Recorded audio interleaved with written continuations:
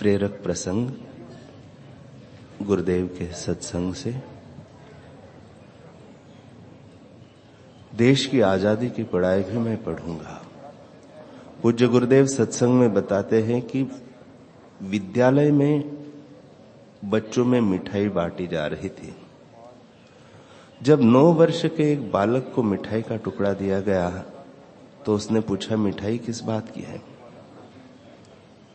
कैसा बुद्धिमान रहा होगा वह बालक। जीव का लंपट नहीं है, वरन विवेक विचार का धनी रहा होगा।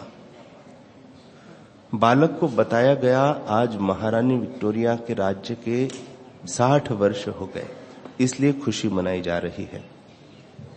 उस बालक ने तुरंत मिठाई के टुकड़े को कूड़ेदान में फेंक दिया और कहा, रानी विक्टोरिया अंग्रेजों की रानी है और उन अंग्रेजों ने हमें गुलाम बनाया है। गुलाम बनाने वालों की खुशियां हम क्यों मनाएं? हम तो खुशियां तब मनाएंगे जब अपने देश भारत को आजाद करा लेंगे। एक बार किसी ने केशव से कहा, देश सेवा की और लोगों को जगाने की बात इस उम्र में नहीं करो, अभी तो हमारी पढ़ाई की उम्र है। तब केशव कहते हैं कि बूढ़े बुजुर्ग और अधिकारी लोग मुझे सिखाते हैं कि देश सेवा बाद में करना। जो काम आपको करना चाहिए वह आप नहीं कर रहे हैं, इसीलिए हम बच्चों को करना पड़ेगा। आप मुझे अकल देते हैं, अंग्रेज हमें दबोच रहे हैं, हमें गुलाम बनाए जा रहे हैं और आप चुप्पी साधे जुल्म सह रहे हैं। आप जुल्म के सामने लोहा लेने का संकल्प करो तो मैं पढ़ाई में लग जाऊंगा, नहीं तो पढ़ाई के साथ देश की आजादी की पढ़ाई भी मैं पढ़ूंगा और दूसरे विद्यार्थियों को भी साथ लेके मजबूत बनाऊंगा। आखिर बड़े बूढ़े बुजुर्गों को कहना पड़ा कि यह भले 14 वर्ष का बालक लगता है, लेकिन कोई होनहार है।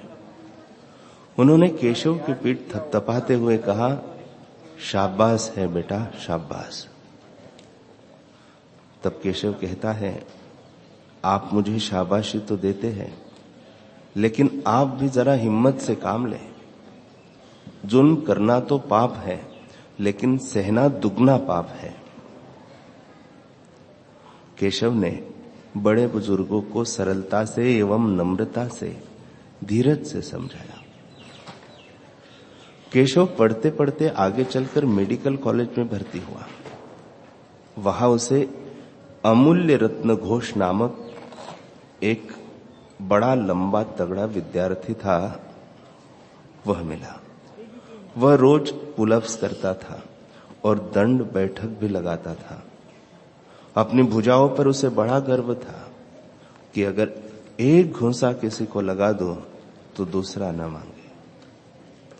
एक दिन महाविद्यालय में जब उसने केशव की प्रशंसा सुनी, तब वह केशव के सामने गया और बोला, क्यों रे, तू बड़ा बुद्धिमान, शौर्यवान और धैर्यवान होकर उभर रहा है। तुझ में शूरता है तो मुझे मुक्के मार, मैं भी तेरी ताकत देखूं। केशव ने कहा, नहीं नहीं भैया, मैं आपको नहीं मारूंगा, आप ही मुझे मुक्के मारिए। ऐसा कहकर केशव ने अपनी भुजा आगे कर दी। अमूल्य रत्न ने मुक्के मारे, 1, 2, 3, 5, 15, 25, 30, 40 मुक्के मारते मारते आखिर वह थक गया, पसीने से तरबतर हो गया। देखने वाले लोग चकित हो गए। आखिर अमूल्य रत्न ने कहा, तेरा शरीर हाड़ मांस का है कि लोहे का? सच बता, तू कौन है? मुक्के मारते मारते मैं थक गया, पर तू उफ तक नहीं कर रहा है। प्राणायाम का रहस्य जाना होगा केशवराम ने।